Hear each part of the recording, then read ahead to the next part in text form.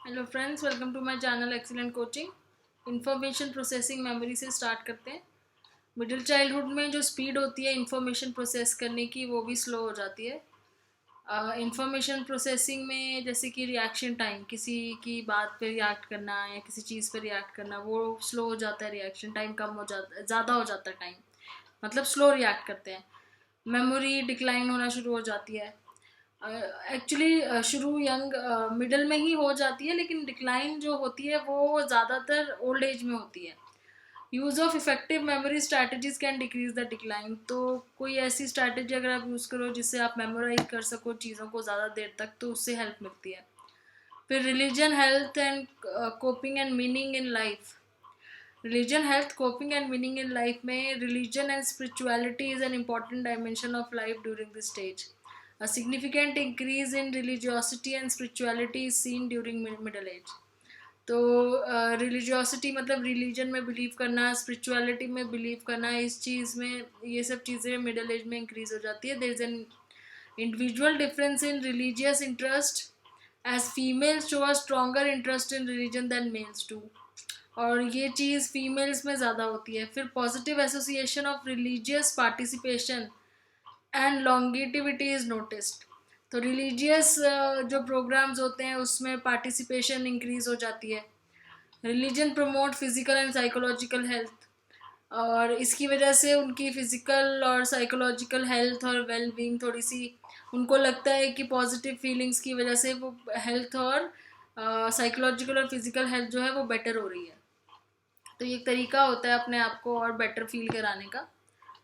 According to Viktor Frankl, the examining of fitness of our existence leads to exploration of meaning in life.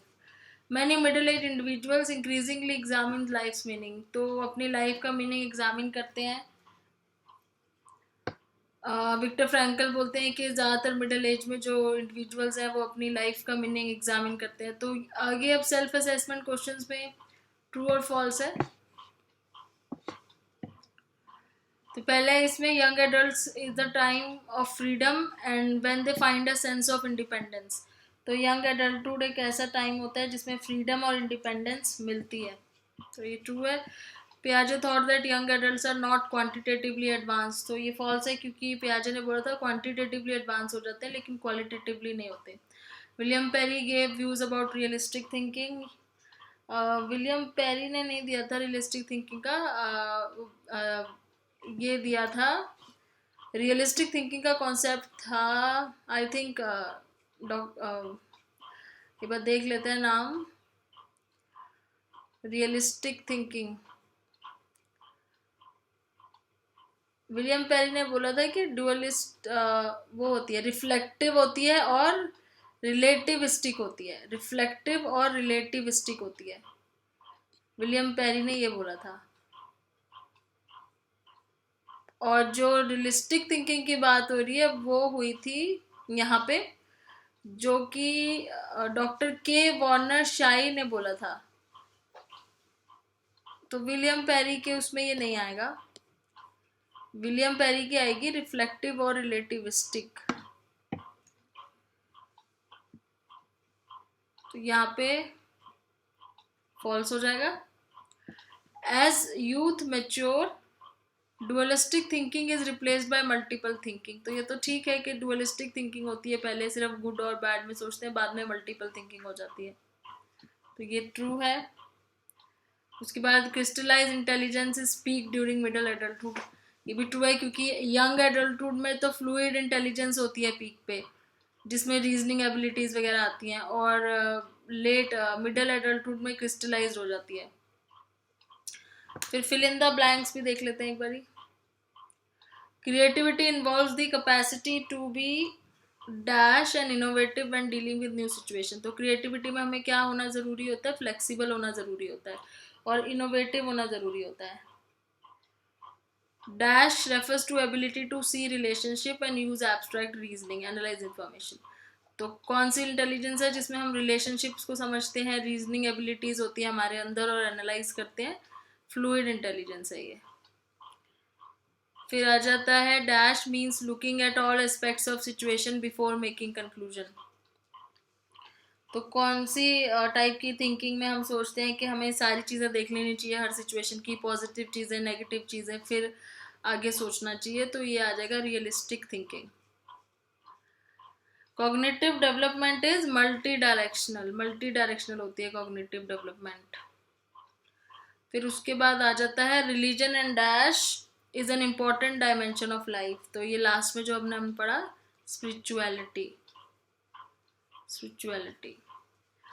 फिर अब old age की बात करते हैं। Old age मतलब 60 या 65 के बाद, जिसमें एरिक्सन कह रहे हैं कि जो मिडिल एडल्टहुड की स्टेज होती है वो जनरॉसिटी वर्सेस सेल्फ आइसोलेशन होती है, सेल्फ एब्जॉर्प्शन होती है। लेकिन यहाँ पे ओल्ड एज में जो स्टेज होती है वो इंटीग्रिटी वर्सेस डिस्पेयर। इंटीग्रिटी में मतलब उनको ऐसा लगता है लेट एडल्टहुड में कि जो भी उन्होंने किया है क्या वो ठीक किया था अपनी लाइफ टाइम में, उन्होंने वो गोल अचीव कर लिए हैं कि नहीं करे हैं, अपनी पूरी लाइफ का मीनिंग ढूंढते हैं वो लाइफ टाइम उन्होंने जो भी अचीव किया क्या वो मीनिंगफुल था। और नहीं, अगर वो मीनिंगफुल होता है तो उन्हें बहुत बेटर फील होता है अपने आप को लेके, और ओल्ड एज को बहुत इजीली एक्सेप्ट कर लेते हैं, तो इंटीग्रिटी की फीलिंग आती है। या फिर अदरवाइज अगर नेगेटिव फील होता है बहुत ज़्यादा, उन्हें लगता है वो अपनी लाइफ टाइम में कुछ अच्छा नहीं कर पाए, तो डिस्पेयर यानी कि सैडनेस की फीलिंग आती है। Despite the problems associated with longevity, studies of people in their 70s have shown that growing old is not necessarily synonymous with substantial mental or physical deterioration. तो many older people are happy and engage in variety of activities. तो कह रहे हैं कि काफ़ी सारे लोगों की स्टडीज़ करी हैं जो 70s के ऊपर हैं, तो ज़रूरी नहीं है कि इसमें मेंटली या फिजिकली डिटीरियोरेट हो जाए तो वो ओल्ड हो जाते हैं या ओल्ड एज आ जाती है। क्योंकि बहुत लोग अपने आप को अपने मेंटली या साइकोलॉजिकली यंग रखने के लिए अपने आप को वैरायटी ऑफ एक्टिविटीज़ में एंगेज रखते हैं। जिरोंटोलॉजी क्या है? An interdisciplinary field that studies the process of ageing. तो ये फील्ड है जिसमें प्रोसेस ऑफ एजिंग पढ़ी जाती है। The ageing population involve psychology, biology, sociology and other fields. तो ये जिरोंटोलॉजी एक ऐसी ही एक साइंस वो है, डिसिप्लिन सब्जेक्ट है या फील्ड ऑफ डिसिप्लिन है जिसमें ओल्ड एज के लोगों की स्टडी करी जाती है। Late adulthood is the period of an individuals life beginning at ages 60 और 70। तो ये काफ़ी जो एज होता है इस लेट एडल्टहुड की वो 60-70 के बाद आगे चलता रहता है जब तक इंडिविजुअल की डेथ नहीं हो जाती। Theories of successful ageing include, अब इसमें कुछ थ्योरीज हैं एजिंग की। पहली है disengagement theory, states that people age, their withdrawal from society is normal and desirable as it relieves them of responsibilities and roles and become difficult. The process also opens up opportunities for younger people, society benefits and more energetic people. तो disengagement theory कह रही है कि जो old age में लोग जानबूझ के अपने आप को विड्रॉ कर लेते हैं, अलग अलग रहने लग जाते हैं, मतलब अलग हो जाते हैं नॉर्मल कामों से, अपने आप को फ्री कर लेते हैं, क्योंकि उनको एक तो ये लगता है कि अपनी रिस्पॉन्सिबिलिटी से अब वो रिलीव हो सकते हैं, दूसरा ये कि नए लोग जो आते हैं उनको मौका मिलता है फिर आगे अपने वो करने का। जैसे रिटायर क्यों होते हैं लोग? क्योंकि रिटायर होंगे तो नए लोगों को मौका मिलेगा। ऐसे ही लाइफ में भी वो धीरे धीरे अपनी रिस्पॉन्सिबिलिटीज छोड़ना शुरू करते हैं ताकि दूसरों को मौका मिले और वो रिलीव हो जाए। फिर एक्टिविटी थ्योरी कह रही है कि activity theory contents that activity is necessary to maintain a quality of life, one must use it or lose it no matter what one's age, and that people who remain active in all respect physically, mentally and socially adjust better to the aging process. Proponents of this theory believe that activities of earlier years should be maintained as long as possible. अब activity ये theory कह रही है कि चाहे आपकी as है वो बढ़ रही है, लेकिन अगर आप अपनी लाइफ की क्वालिटी मेंटेन रखना चाहते हो तो आप अपने आप को कोई ना कोई एक्टिविटी में इन्वॉल्व रखो। यूज इट और लूज इट का मतलब है या तो आप अपने आप को यूज करते रहो, अदरवाइज वो धीरे धीरे आप उसको लूज करना शुरू कर दोगे, अपनी फिजिकल हेल्थ को, मेंटल हेल्थ को और सोशल हेल्थ को। तो जो एक्टिविटीज़ आप यंग एज में करते हो उसको कंटिन्यू करके रखो, जैसे अपनी हॉबीज़ को या फिजिकल एक्टिविटीज़ को। एजिज्म थ्योरी कह रही है कि एजिज्म में be defined as a prejudice और discrimination that occurs on the basis of age. Although it can be used against people of all ages, older people are most frequently its target and often result in forced retirement.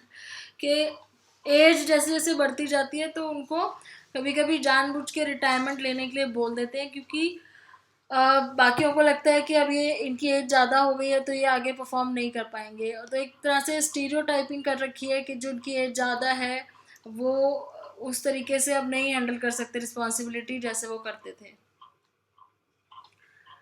Then cognitive changes अब इसमें क्या होते हैं, तो cognitive development धीरे धीरे slow होते होते काफ़ी इस टाइम पे बहुत स्लो हो जाती है, और जो रिस्पॉन्सेज हैं वो बहुत रिएक्शन टाइम वगैरह रिस्पॉन्सेज बहुत ज़्यादा स्लो हो जाते हैं। मेमोरी भी डिक्लाइन होना शुरू कर देती है। Selective optimization with compensation is one means of making best use of their cognitive skills. तो they narrow their goal, select personally valued activities. तो सेलेक्टिव चीज़ें करते हैं, सेलेक्टिव चीज़ों पे ध्यान देते हैं, क्योंकि हर चीज़ पे ध्यान देने की कैपेबिलिटी नहीं होती है, सेलेक्टिव चीज़ों पे ध्यान देते हैं और अपनी जो एनर्जी है मैक्सिमम टाइम उन चीज़ों पे लगाते हैं जो उनके लिए सबसे ज़्यादा ज़रूरी है।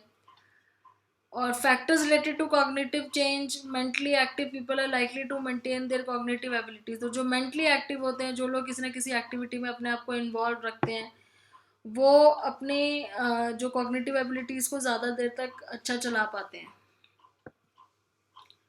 Retirement can bring about changes in cognitive ability depending on how those years are use. तो रिटायरमेंट के बाद ज़्यादातर कॉग्निटिव एक्टिविटी बहुत फास्ट डिक्लाइन होती है, क्योंकि उस टाइम के बाद लोग अपने ब्रेन को इतना ज़्यादा यूटिलाइज नहीं करते हैं, किसी पर्टिकुलर मेंटली उसको इतना ज़्यादा यूज़ नहीं करते हैं, एक्टिविटीज़ में कम इन्वॉल्व होते हैं। Terminal decline is study mark decrease in cognitive function. फिर मेमोरी में क्या असर होता है कि मेमोरी पहले से ज़्यादा वीक हो गई होती है, तो कुछ ना कुछ स्ट्रैटेजीज यूज़ कर सकते हैं उसको बेटर रखने के लिए, लेकिन मेमोरी फेलियर होना शुरू हो जाता है ज़्यादा, तो स्पीड कम हो जाती है इंफॉर्मेशन प्रोसेसिंग की। Recognition memory does not decline as much as a free recall. तो फ्री रिकॉल मतलब कि कोई चीज़ याद करना बहुत मुश्किल हो जाता है। फिर है deliberate versus automatic memory. Implicit memory is memory without conscious awareness, the memory is more intact than deliberate memory. तो इम्प्लिसिट मेमोरी जो एक नॉर्मली उसके ध्यान में रहता है, एक पर्सन के ध्यान में कुछ चीज़ें रहती है वो फिर भी ठीक रहती है, लेकिन कोई चीज़ याद करने की कोशिश करे तो उसमें प्रॉब्लम आती है। फिर है associative memory. Associative memory deficit is a problem creating and retrieving links between pieces of information. तो जो दो चीज़ों के बीच में लिंक निकालना या दो चीज़ों के बीच में रिलेशन फाइंड करना, ये जो है थोड़ा सा वो हो जाता है, प्रॉब्लम क्रिएट करता है। रिमोट मेमोरी क्या है कि बहुत पुरानी चीज़ें याद करना।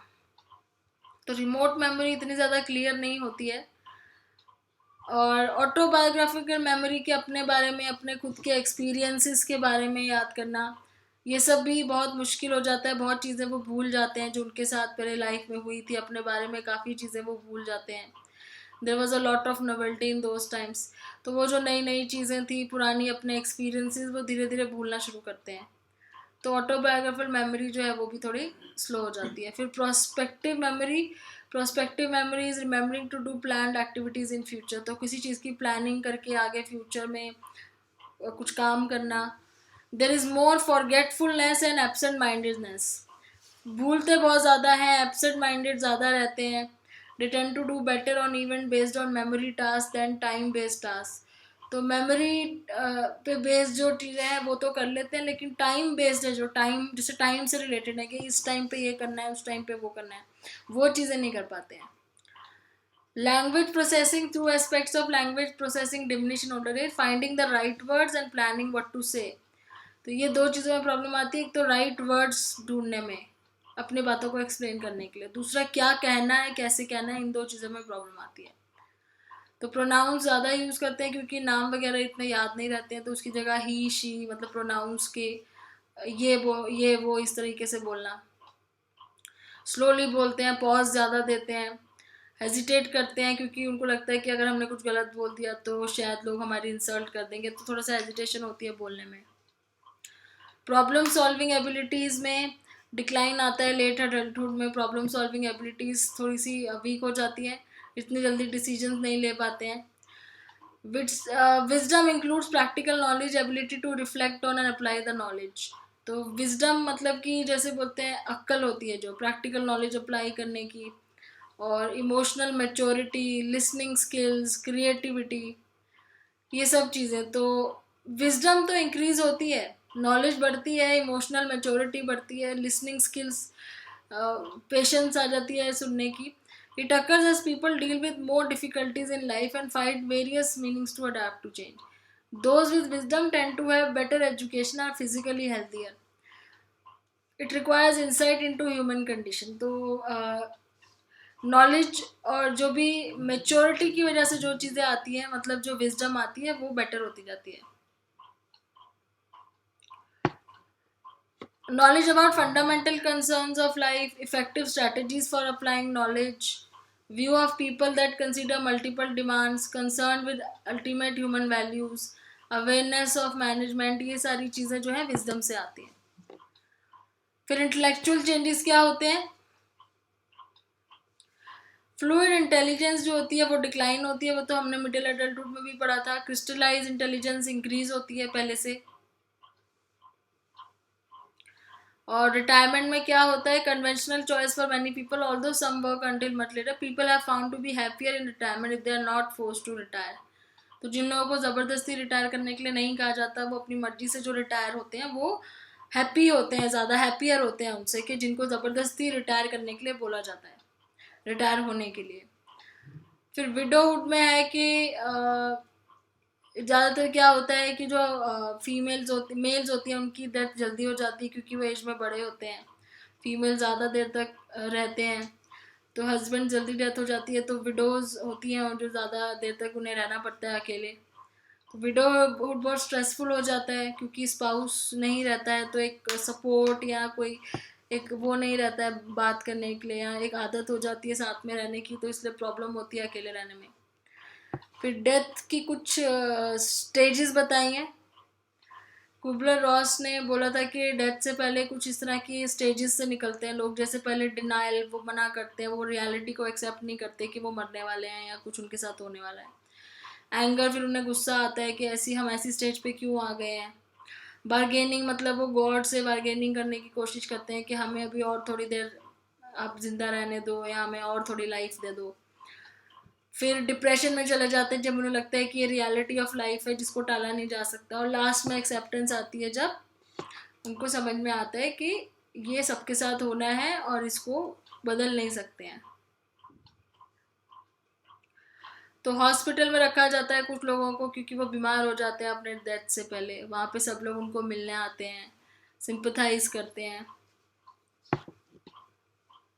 कॉग्निटिव इंटरवेंशंस क्या होती हैं? इंटरवेंशंस मतलब किस तरीके से क्या नई चीज़ें समझते हैं.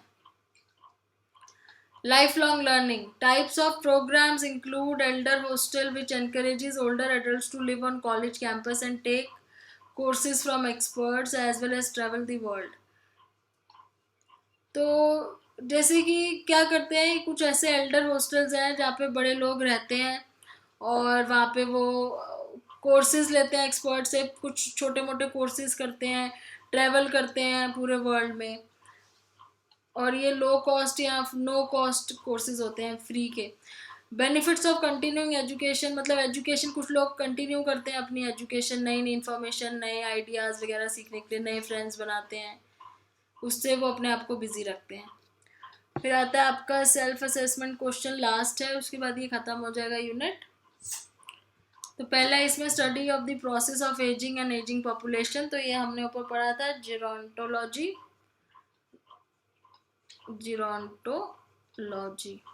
Ageism is defined as the dash that occur on the basis of age. तो ageism is defined as prejudice, prejudice. prejudice. Dash is the memory without conscious awareness. तो इम्प्लिसिट मेमोरी होती है जो हमारे माइंड में होती है, जो हमें कॉन्शियसली ना भी पता हो, कुछ चीज़ें हमारे माइंड में ऑलरेडी स्टोर्ड होती है, जिसको इम्प्लिसिट मेमोरी बोलते हैं. Dash memory is very long term recall, remote memory, जो बहुत पुरानी चीज़ें हम याद करने की कोशिश करते हैं. Memory is remembering to do planned activities in future. तो प्रोस्पेक्टिव मेमोरी क्या होती है, जो हम कोई प्लानिंग करते हैं आगे कुछ करने के लिए, उसको याद रखना। तो यूनिट ख़त्म हो गया। नेक्स्ट ब्लॉक का इसी ब्लॉक का यूनिट 3 नेक्स्ट वीडियो में पढ़ेंगे। Thanks for watching.